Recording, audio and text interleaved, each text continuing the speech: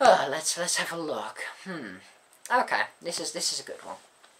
Chris Jodet Lexa. And I'm afraid there's going to be some swearing in this one. This fucker looks like he gave a blowjob to a weed whacker. Lol. What? I gave a blowjob to a weed whacker? I have to say, I'm not familiar with the phrase weed whacker, and if anyone could tell me what it actually means, then, please tell me, because I actually don't know. So I'm not quite sure what I look like I've given a blowjob to, but I didn't think I look like I've given any blowjobs, to be honest. So, yeah, very trolling comment there. Okay, let's have a look. Oh, good old Carrie Martinez. Let's punch this kid in the face. Why? At least state a reason why you want to punch me in the face. Like, you know, if I was going to say a comment like, I want to punch Justin Bieber in the face, then I would list the reasons why I want to punch him in the face. Now we get to Mary Mancini. This kid is a fuckhead. What? I mean, if you think about that, actually, in English, fuckhead, it isn't a word that really makes much sense, is it? I mean, if you think about the meanings of, you know, both those words that join together to make this one non-existent word, then it really doesn't make much sense. It's it just shows a level of ignorance, to be honest, if you're down to using insults like that, because it shows you can't form a coherent argument or try and counter. I'm perfectly happy for people to, give me constructive criticism or, say in a reasonable, well-mannered way. Again, Mary Mancini. Slipknot, an amazing band. I've seen them live twice and it was great. This kid doesn't even know what he's on about. Well, again, I lead you to the title, which is called My Opinion. I mean,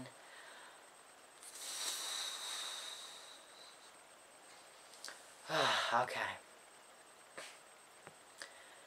Oh good, Dave Jardin with another repetitive insult of, I'd love to give him a good round of fists. Well, good for you. You come to my house and you do that, and I'd be appreciative if you'd make the effort. Personally, I don't believe you'd say that to my face. And I believe all these people are saying it just because of, the war of anonymity. I can never say that word quite. But they're anonymous. I'm never going to see them, never going to meet them. I don't think they'd say it to my face, personally. Then we get to Lewis Catton. He insulted the Lamb of God. He must die. Oh, obviously, every country has the death penalty for insulting the Lamb of God. I mean, forget blasphemy laws, and, in the Middle East, you can insult Allah all you want, but if you insult the Lamb of God, yeah, that's when they stone you. I mean, come on, seriously. This is just trolling in its extreme trollingness. And then Lewis Catton, and I admit, this comment is, this fool called Lamb of God death metal. He really is a narrow-minded idiot, as he clearly hasn't even bothered to listen to any of the bands before he made this video. Yes, I admit maybe Lamb of God aren't death metal. I've heard they are not death metal, but, I'm not a death metal fan, so I don't know the exact criteria for death metal, but just to me, they sound it, because I tend to characterise death metal with having a lot of, growling, very, brutal guitar sound, and growling vocals, which Lamb of God seem to have, and they seem to characterise more death metal to me than heavy metal, because I tend to think of heavy metal, Judas Priest, Iron Maiden, Metallica, Metallica I suppose is fresh, but I don't want to get into this whole metal genre thing. And they said, he said, a narrow-minded idiot who clearly hasn't bothered to listen to any of the bands before he made the video. Well, in fact, I had listened to the majority of the bands, some of the songs of them, because I just listened to a lot of bands on YouTube, and I actually had heard most of them, so, again, just making assumptions just because I don't like something. Augusto Abro. This son of a bitch must be destroyed. Urasha Hudad. And I swear to God, he actually put Urasha Saudad. I have not a clue what that means or what relevance it has to anything, but whatever floats his boat. Oh, and of course I must be destroyed, clearly. Yeah. Brandon Roy Antione. This kid knows literally nothing about talent or good musicianship. There is so much wrong with what he's saying, it can make any fan of metal or hard rock frustrated. Lamb of God's not even death metal, dumbass. I mean, I think this opening sweeping statement of that I literally know nothing about talent or good musicianship. Well, in my opinion, I do. I personally wouldn't define just playing at a speed with no passion and no life, energy as talent. I would define talent as, you know, I love the blues, and I'd say to be a talented guitarist, you truly have to, you have to have a passion, and you have to be able to convey emotion through your guitar as if the guitar was a part of you. Personally, I don't think just being able to shred up and down like that is that talented. I think truly it's putting the emotion and conveying your feelings into notes that is the true talent. But again, it's my opinion. I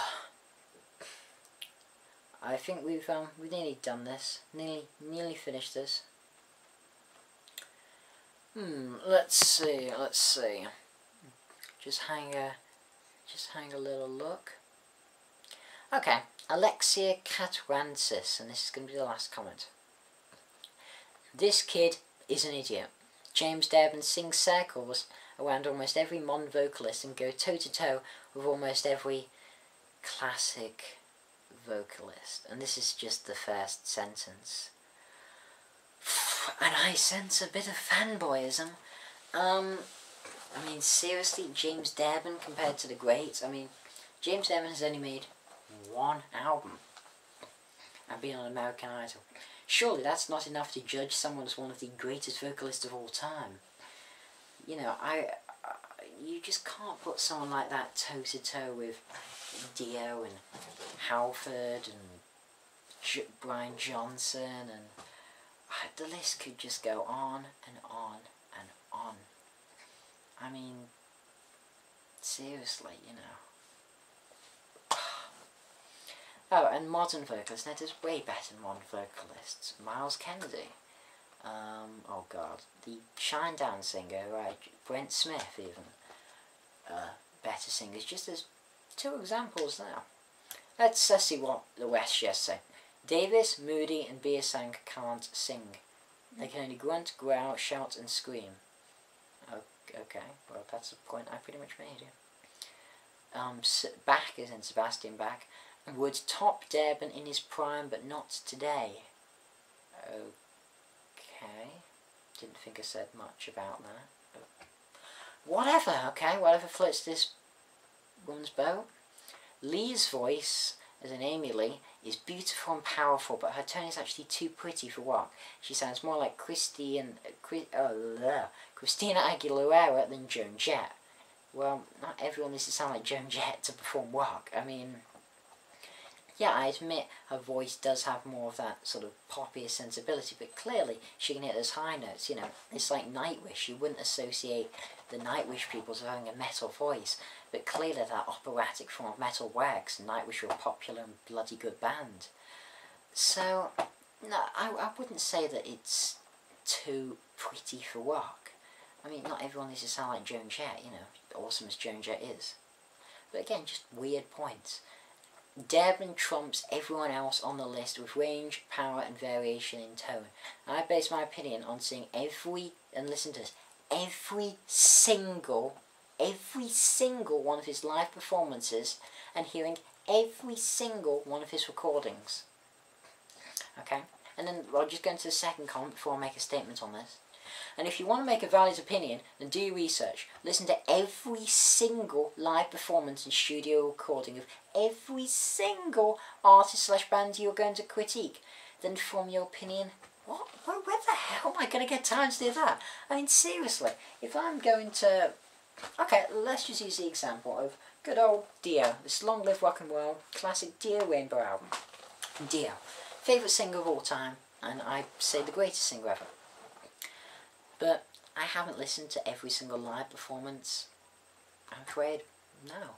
Because, I don't have the time. I mean, if you think about how many performances Dio's played over his career, Let's see. Just, it's countless, isn't it? How could I listen to every single one? If we look at, again, another artist I love dearly, B.B. King. He's been going since, let me think, I think he started, and do get me wrong, you know, do correct me if I'm wrong, but I'm pretty sure it is 1939 that he has been going since. 1939, I think, let me think. No, I think it was 1949 actually. 1949 he's been going since, yeah. Now, imagine the amount of live shows he's done. So am I not allowed to have an opinion on B.B. King? Because I think it's been calculated he's done roughly, I think it's about certainly over 10,000 live shows. Probably a lot more. I mean, he has toured a lot in his life. A very hard-working blues musician. Over 10,000 shows. I don't have time to watch 10,000 live performances. I mean, seriously, how stupid is that to say? I mean, that's just because James Dearborn has only appeared on practically American Idol and done one album. You know, isn't that much? But if you're going to look at something, I just think that's stupid. And anyway, this exceptionally long Feeding the Trolls video, I'm going to conclude it here. There's all the Facebook hatred I've got for just this one video. We haven't even gone to the YouTube stuff yet. So yeah, this video is going to be up if you want to watch it.